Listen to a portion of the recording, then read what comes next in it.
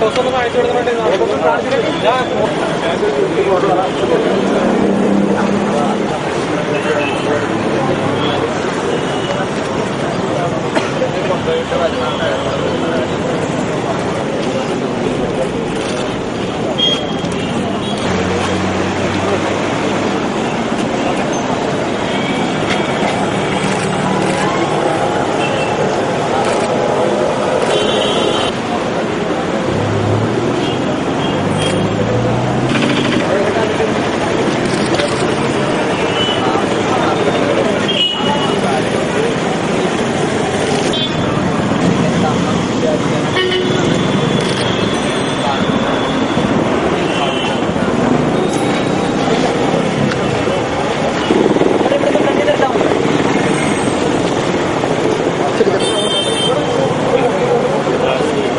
ചേട്ടാ ശരത്ത് നീ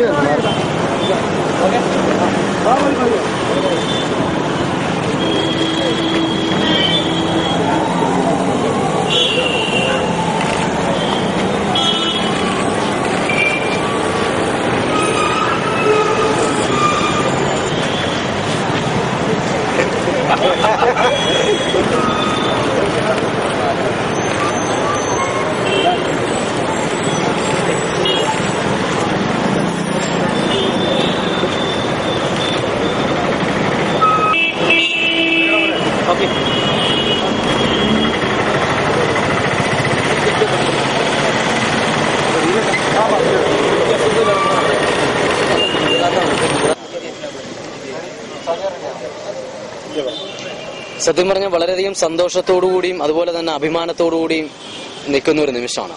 കാരണം വേറൊന്നുമല്ല, ഞാനും ഈ പറഞ്ഞതുപോലെ സാമൂഹിക പ്രവർത്തനം ഉള്ള ഒരുപാട് വ്യക്തികളെ കണ്ടിട്ടുണ്ട്. പക്ഷെ ഇത്രയും ഒരു ചെറുപ്പക്കാരനെ, ഒരു സമൂഹത്തിന് വേണ്ടി ഒരുപാട് നന്മകൾ ചെയ്യുന്ന, നിങ്ങൾ ഒരുപക്ഷെ മുരുകനെ സിനിമയിലെ മീൻസ് ടിവിയിലെ തന്നെ പല പ്രോഗ്രാമിലൂടെയും പിന്നെ പത്രങ്ങളിലൂടെയൊക്കെ മുരുകന്റെ മുഖം നിങ്ങൾക്ക് സുപരിചിതമായിരിക്കും.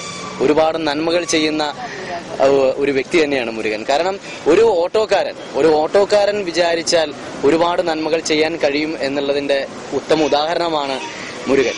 ഈ സമയത്താണ് നമ്മളൊക്കെ സ്വയം അഹങ്കാരികളാണെന്ന് തിരിച്ചറിയുന്നത്. കാരണം ഇത്രയേറെ സാഹചര്യങ്ങൾ നമുക്കുണ്ടായിട്ടും നമ്മൾ സമൂഹത്തിന് വേണ്ടിയിട്ട് ഒന്നും ചെയ്യുന്നില്ല.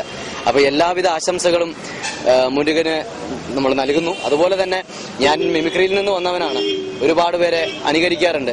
എനിക്ക് തോന്നുന്നത് അതല്ല, ഇതാണ് യഥാർത്ഥമായിട്ട് അനുകരിക്കേണ്ടതെന്ന് എനിക്ക് തോന്നുന്നു. എന്ത് തന്നെയാണെങ്കിലും മുരുകൻ എല്ലാവിധ ആശംസകളും. കാരണം സമൂഹത്തിൽ അലഞ്ഞു തിരിഞ്ഞു നടക്കുന്ന ഒരുപാട് കുട്ടികളുണ്ട്. ആ കുട്ടികളെ ചിലപ്പോൾ ചില കണ്ണുകൾ കാണും, ആ കണ്ണുകൾ ചില സ്ഥലങ്ങളിൽ കൊണ്ട് ഏൽപ്പിക്കും. പിന്നെ അവരുടെ സുരക്ഷിതത്വത്തെ കുറിച്ച് നമ്മൾ അന്വേഷിക്കാറില്ല. പക്ഷെ മുരുകൻ അതിനെക്കുറിച്ച് അന്വേഷിക്കുകയും വഴിയിൽ ആര് കിടന്നാൽ പോലും അവരെ വേണ്ട സ്ഥലത്ത് സുരക്ഷിതമായി കൊണ്ടെത്തിക്കുകയൊക്കെ ചെയ്യുന്ന വളരെ നല്ല മനസ്സുള്ളൊരു ചെറുപ്പക്കാരനാണ്. മുരുകന് വേണ്ടി നമുക്ക് പ്രാർത്ഥിക്കാം. മുരുകൻ ചെയ്യുന്ന നല്ല പ്രവൃത്തികൾ നമുക്കും കൂടി ചെയ്യാൻ പറ്റണമെന്ന് ഈ അവസരത്തിൽ ഞാൻ ആഗ്രഹിക്കുന്നു, പ്രാർത്ഥിക്കുന്നു. എല്ലാവിധ ആശംസകളും.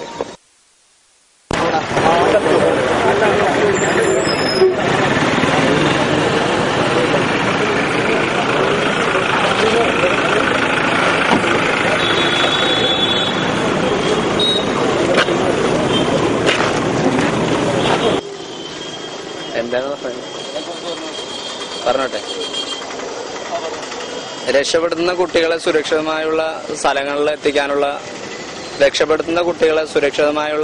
എത്തിക്കാനുള്ള സ്ഥാപനങ്ങൾ വളരെ കുറവാണ് നമുക്ക്.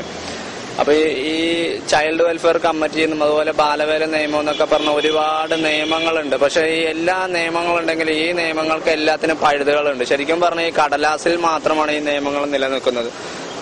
ഇവിടെ തന്നെയാണെങ്കിൽ എല്ലാ പോലീസ് സ്റ്റേഷനിലും ജുവനൈൽ പോലീസ് വേണമെന്ന് ആവശ്യപ്പെട്ട് ഹൈക്കോടതിയുടെ വിധി ഉണ്ടായിട്ട് പോലും അതുപോലും നടപ്പാക്കുന്നില്ല. അതുപോലെ തന്നെ തെരുവിൽ നിന്ന് കിട്ടുന്ന ആൾക്കാരെ സംരക്ഷിക്കാനുള്ള കോർപ്പറേഷന്റെ വളരെ അഗതിമന്ദിരമുണ്ട്.